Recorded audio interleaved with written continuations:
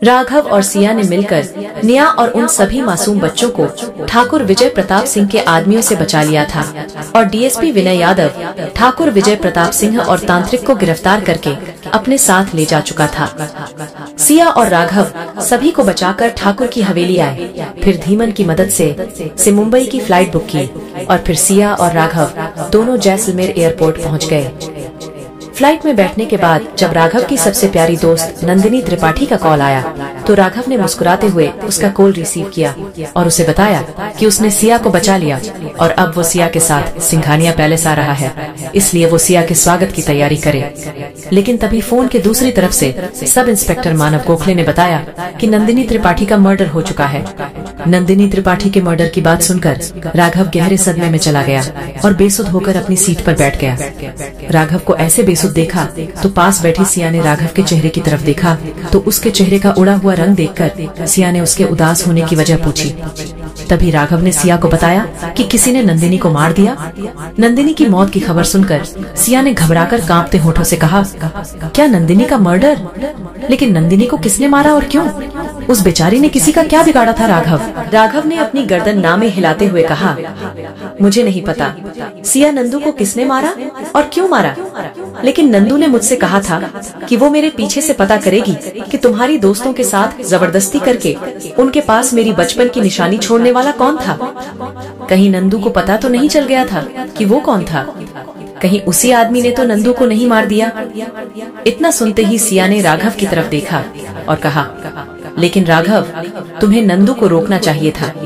तुम्हें पता होना चाहिए था कि जो आदमी सिर्फ तुम्हें बदनाम करने के लिए किसी के साथ भी जबरदस्ती कर सकता है, वो अपनी सच्चाई कैसे किसी के सामने आने दे सकता है?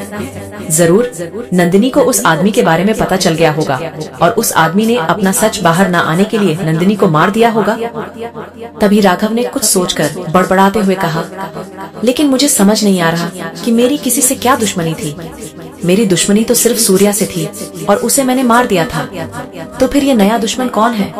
कौन है जो मेरे नाम से ये सब झूठ फैला रहा है और इन सब में मुझे फंसा रहा है? फिर राघव ने अपने माथे पर हाथ मारकर गुस्से में झुंझलाते हुए कहा, पता नहीं कौन है ये आदमी जो मुझसे धीरे धीरे मेरा सब कुछ छीन रहा है। पहले तो उसने ये सब करके तुम्हें मुझसे अलग कर दिया और अब मेरी प्यारी दोस्त नंदू को भी मार दिया। आखिर कौन है ये आदमी? बस एक बार मेरे सामने आ जाए, मैं उसे छोड़ूंगा नहीं।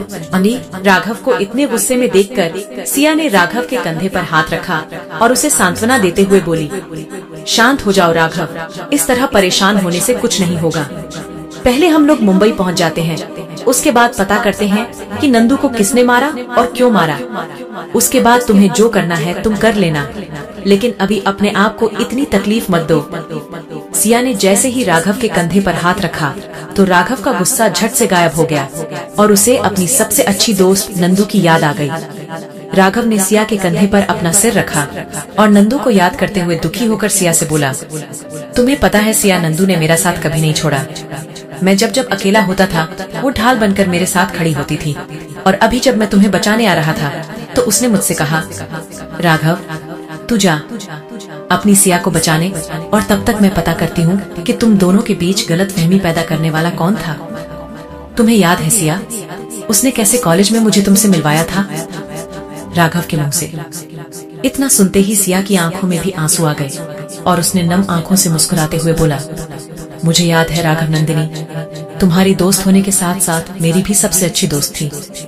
वो तुम्हारे साथ साथ मेरे लिए भी कुछ भी करने को तैयार थी, लेकिन फिर भी मुझसे ज्यादा तुमसे प्यार करती थी।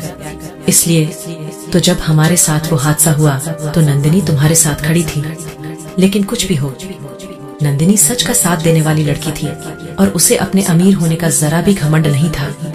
पता नहीं भगवान ऐसे इंसानों को क्यों अपने पास बुला लेते हैं। सिया के इतना बोलते ही राघव की आंखों में आंसू आ गए। सिया ने जब राघव की तरफ देखा तो उसने अपने हाथों से राघव की आंखों से छलक रहे आंसुओं को पोंछा और उसके गले में अपना हाथ डालते हुए राघव के सिर को अपने कंधे पर रखा और राघव के सिर पर हाथ फेरने लगी। सिया के हाथों से राघव को सुकून महसूस हुआ और वो सिया के कंधे पर सिर रखकर अपनी आंखें बंद करके सो गया। कुछ घंटे बाद राघव और सिया की फ्लाइट लैंड हो गई। फ्लाइट लैंड होने के बाद जैसे ही राघव और सिया मुंबई एयरपोर्ट पर आए तभी उन्होंने देखा कि एयरपोर्ट के बाहर इस वक्त मीडिया का जमावड़ा लगा हुआ है और चारों तरफ पुलिस फोर्स खड़ी हुई है। इतनी पुलिस और मीडिया को देखकर सिया ने घबराते हुए राघव की तरफ देखा और बोली, ये सब क्या हो रहा है राघव? इतनी पुलिस फोर्स और मीडिया यहाँ क्यों आए हैं? तभी राघव ने सिया का हाथ थामा और उसे अपने साथ लेकर एयरपोर्ट के बाहर निकल आया। एयरपोर्ट के बाहर निकलते ही आईपीएस ऑफिसर सुमेर देशमुख राघव के पास आया और उसके हाथों में हथकड़ी डालते हुए बोला, चलिए मिस्टर राघव सिंघानिया, हम आपको आपकी दोस्त नंदिनी त्रिपाठी का मर्डर करने के जुर्म में गिरफ्तार करते हैं। ऑफिसर देशमुख के मुंह से इतना सुनते ही सिया के पैरों तले से जमीन निकल गई और सिया ने राघव का हाथ कसकर पकड़ लिया और इंस्पेक्टर की तरफ देखते हुए बोली, नहीं इंस्पेक्टर सर, राघव ने कुछ नहीं किया, छोड़ दो उसे, प्लीज इंस्पेक्टर, छोड़ दो मेरे राघव को। लेकिन सिया आगे कुछ बोलते हैं उससे पहले ऑफिसर देशमुख ने राघव के हाथों में हथकड़ी डाली और उसे सिया के हाथों से खींचते हुए दूसरी तरफ ले जाने लगा।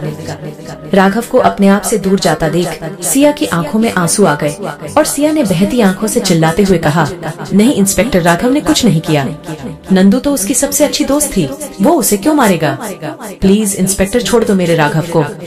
और इतना कहकर सिया की आंखों से लगातार आंसू बहने लगे।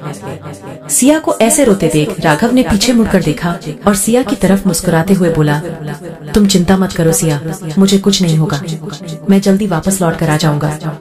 फिलहाल तुम यहाँ से घर जाओ और हाँ, रोना मत तुम्हारा, राघव बहुत जल्दी तुम्हारे पास आ जाएगा। राघव की बात सुनकर सिया ने अपने आंसुओं को पूछा और राघव की तरफ देखकर मुस्कुराते हुए अपने आप से बोली, मुझे पता है राघव, तुम बेकसूर हो, तुमने ना कभी मेरे साथ कुछ गलत किया और ना ही नंदू के साथ कुछ गलत कर सकते हो। और मुझे ये भी पता है कि इस दुनिया की ऐसी कोई जेल नहीं बनी जो राघव को उसकी सिया से दूर कर दे।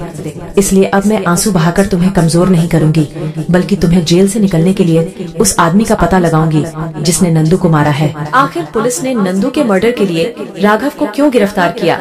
क्या सिया राघव को बेगुनाह साबित कर पाएगी और नंदू के असली कातिल को सबके सामने ला पाएगी? क्या होगा आगे जानने के लिए सुनते रहिए secret of devil only on pocket FM पर।